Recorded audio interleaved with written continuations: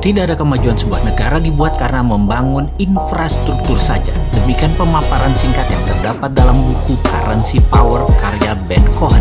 Jangan dikira Tiongkok membangun infrastruktur jalanan di sisi timur mainland zaman Deng Xiaoping selama lebih dari 40 tahun. Juga Amerika membangun infrastruktur jalanan dalam program New Deal-nya di tahun 1933 hingga 1936. Roosevelt FDR melanjutkan hingga lebih dari 20 tahun kemudian adalah solusi membangun ekonomi bangsa Tiongkok dan Amerika. Bukan begitu. Aslinya, kedua negara itu membangun human capitalnya dengan cepat. Yang dilihat sekali lagi bukan jalanan, jembatan yang dibangun, jangan dilihat bendanya, tetapi membangun human capitalnya dengan 100%. Bahan material membangun infrastruktur, mulai dari pembiayaan, tenaga kerja, desainer, semua tenaga lokal dari Tiongkok untuk Tiongkok, dari Amerika ya untuk Amerika, demi negaranya masing-masing. Setelah bendanya jadi, human capitalnya jadi skillful. Itulah kalimat di atas terucap, tidak ada kemajuan sebuah negara dibuat karena membangun infrastruktur saja. Kalau fisiknya dibangun oleh negara lain, desainnya dibangun oleh negara lain, uangnya oleh negara lain, teknologinya dari negara lain, materialnya dari negara lain, itu membangun apa? Disinilah kita harus memfokuskan di dalam membangun negara ini secara sesungguhnya. Pembelajaran rakyat Tiongkok tidak berhenti di situ, terus berlanjut di mana misalnya di tahun 1980-an ada jutaan orang Tiongkok belajar ke seluruh dunia dan terus dilanjutkan hingga saat ini. Kalau tahun 1933 dan 1936 New Deal-nya Roosevelt terlihat membangun infrastruktur, maka tidak akan sempurna jika dia tidak melakukannya dengan yang namanya Operation Paperclips. Operation Paperclips adalah operasi intelijen dengan codename Paperclips. Ini membawa ilmuwan Jerman lebih dari 1.600 orang untuk pindah ke Amerika sejak tahun 1945 sebelum kejatuhan Nazi hingga 1959.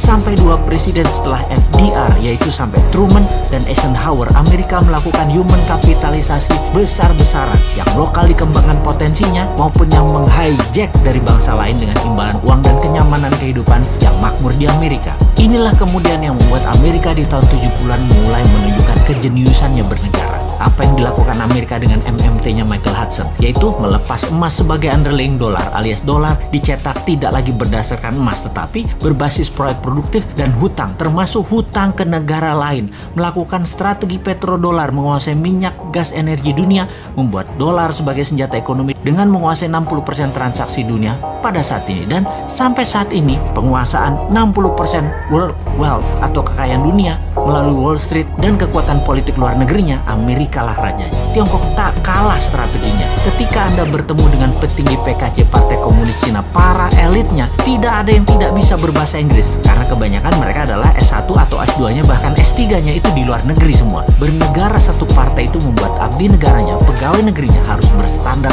scholar, orang makan sekolah semua. Ketika Xi Jinping 2013 menjadi presiden Tiongkok dan ketua PKC Partai Komunis Cina, mulailah langkah pembersihan dari korupsi. Puncaknya dilakukan, dia menghukum lebih dari 1 juta orang anggota partai yang korupsi, mulai dari yang terkejam menghukum mati pelaku dan mengucilkan keluarganya, sampai hukuman terendah bahwa tervonis korupsi dirinya dan keluarganya yang ada di kartu nama keluarga tidak boleh menggunakan fasilitas negara. Kemudian masuklah manusia-manusia terbaik Tiongkok menjabat, lalu dia mencanangkan BRI, Belt Road Initiative. Mulailah Tiongkok melakukan ekspansi keluar setelah 40 tahun membangun ke dalam. Kolonialisasi 5.0 berbasis bantuan ekonomi dengan produk Tiongkok, uang Tiongkok, SDM Tiongkok dimulai. Negara yang lemah pemahaman nasionalisme, kuat pragmatis dan beraliran populis, pasti kemakan strategi Tiongkok yang punya strategi yang memang berlawanan dengan kampret Amerika yang pakai jalan preman. Makanya hard power Amerika menjadi terlihat buruk dan soft power Tiongkok tidak terbaca sampai sumber daya alam suatu negara habis. Harusnya kedua negara tersebut, yaitu hard powernya Amerika dan soft powernya Tiongkok, hanya bisa dilawan dengan smart powernya New Mind. Gak seimbang nih perang atau warfare lawan Tiongkok dan Amerika kalau bernegaranya ala old mind yang beraliran populerisme